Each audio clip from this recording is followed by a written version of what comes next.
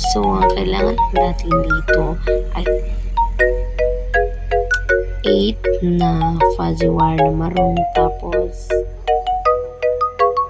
8 rin na white na fuzzy wire na maroon. Tapos, i-form natin siya ng petals, yung maroon, pati na rin yung red, pero unahin natin yung maroon. So, sa isang fuzzy wire, itatatlo natin siya. Oo, yung isa.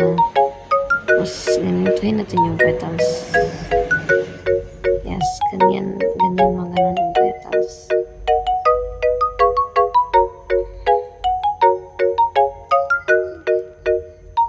Hindi pa talaga ako tapos yan kasi marami, 6 na petals talaga yung kailangan para dun sa garland.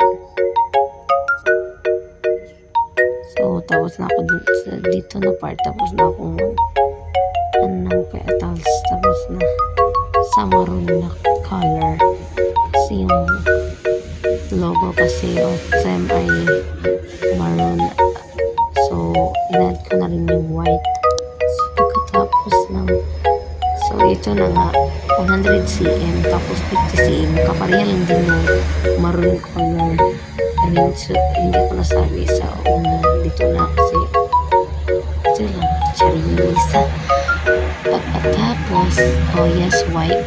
Yung isang fuzzy wire naman ay i-cut natin ng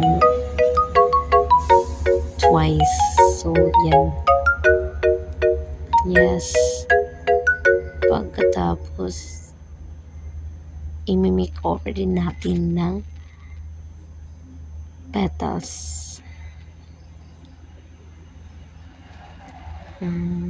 Yes.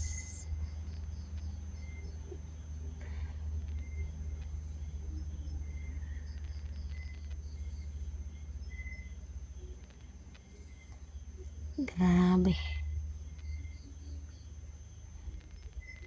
Mga isang oras ko talaga, mga isang oras talaga tapos.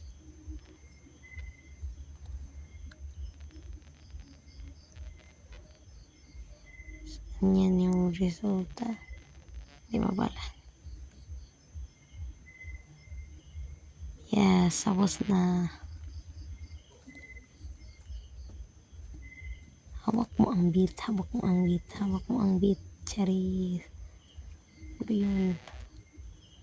So, i-form na natin siya sa sa garland. So, ito na. Nakuhawakan ko pa yan kasi hindi pa mainit.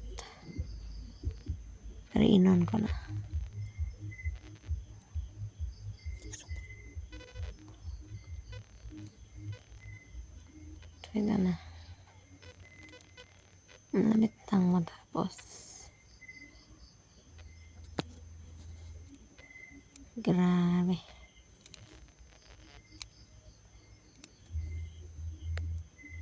Yes, malapit na talaga. Ma-form talaga ito ng magandang garland.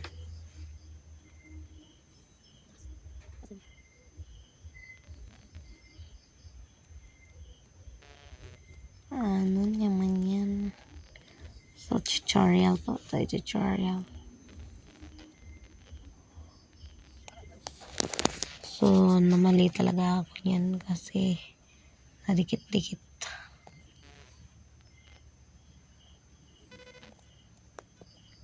Grabe.